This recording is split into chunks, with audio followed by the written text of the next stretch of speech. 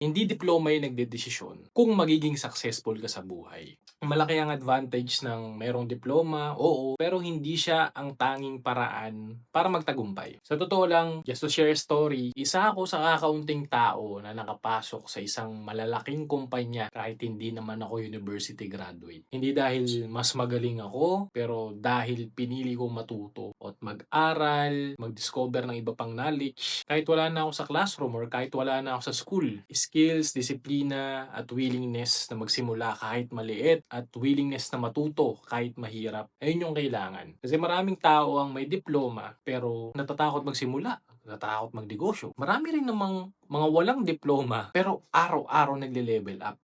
Kaya kung pakiramdam mo, nahuhuli ka dahil wala kang diploma. So para sa mga walang diploma, hindi pa tapos yung laban mo. Dahil ang tunay na sukatan ng success ay kung gaano ka kahanda matuto, magtrabaho, at mag-discover na iba pang mga bagay na makapag-level up sa'yo sa buhay. Diskarte, mindset, at consistency. Iyan ang totoong diploma sa buhay.